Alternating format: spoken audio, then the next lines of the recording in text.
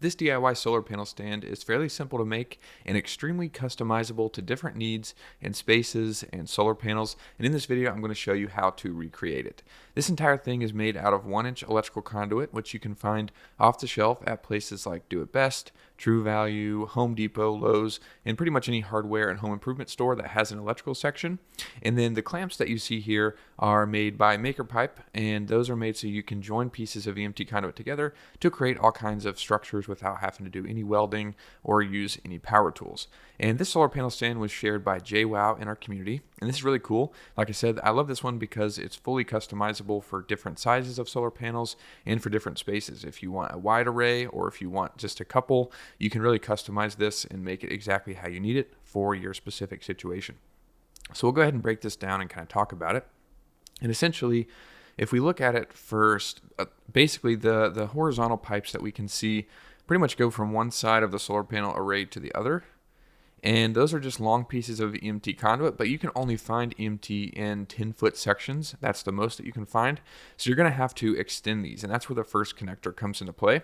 We can see here that JWoww used some of the MakerPipe couplings to join pieces and segments of the EMT conduit together to kind of get the span that you needed. So, if you're working within that 10-foot footprint, then you don't have to do this. You can, just customize and build it based on that. But if you're doing a wide array like they did here, then you're going to want to use a coupling to kind of get that extension and get the length that you're after. But essentially, it's just those couplings are spread out in different places just to achieve that long horizontal length that is needed.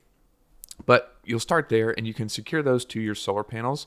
And I'd recommend that's a good way to start and kind of get this up in the air. Well, not really up in the air yet, I guess, but essentially, you can get these all secured together and then you can mount the EMT to the solar panels or vice versa.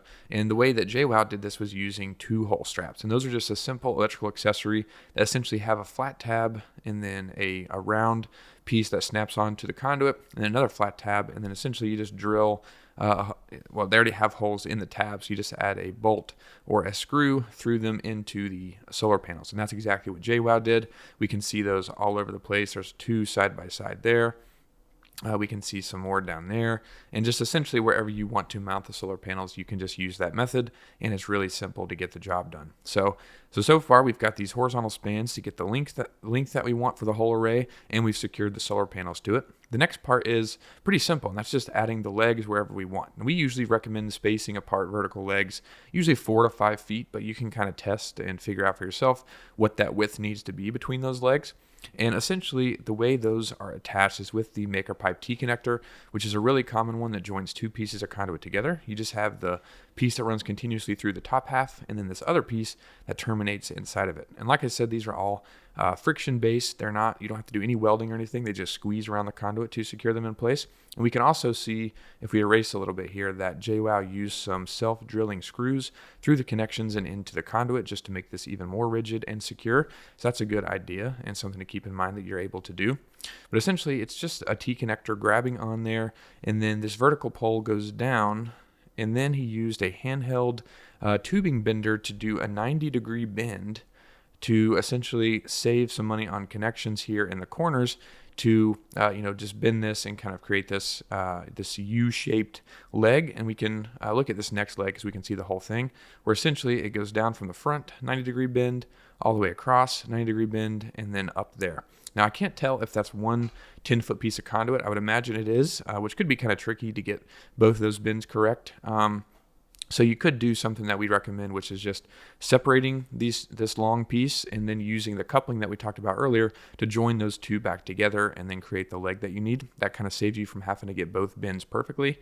But if you're good with the bender, then you can get that done pretty easily. And something else too is if you don't want to use a bender in the corners, you could just simply have this vertical pole that goes down and then use a T-connector at the bottom of that to just grab on. That's the same connector that we looked at up here that these legs are attached to the horizontal with.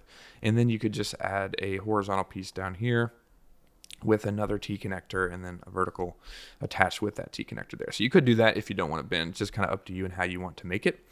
But essentially, like I said, you could just customize it. So you can imagine that if you only had 1 solar panel or 2 side by side, you could just do these 2 legs that we just highlighted here and be done. Or you can do what JWoww did and just continue this all the way down. And it's just, like I said, fully customizable based on what you need. And then kind of to finish off this frame, JWoww used some more T connectors down here to grab between the two legs and just add this cross support brace between them. So I'm sure that helps a lot with the stability side to side, keeps it from swaying, and that's really helpful. And then we can also see another brace that JWoww added, which is this 45 degree, actually this is the adjustable angle connector, which allows you to create unique angles, not set to the rigid 45 that you see with the other connection that we have for bracing. And this is the adjustable angle, just essentially grab onto a lower part of one leg and then grab onto another part of the other leg. And so that's a good way to add some more stability side to side. And with that, it's pretty much done. That is everything with the bracing. We've got the legs in place there. And like I said, fully customized based on how many of these that you need, based on the space that you're working with and the number of solar panels and the size of your solar panels, fully customizable. So really awesome. Thanks so much for sharing this, JWoww. Hope you guys found this helpful. If you did, leave a like and consider subscribing. If you have any questions, leave those down in the comments, and I'll see you in the next video.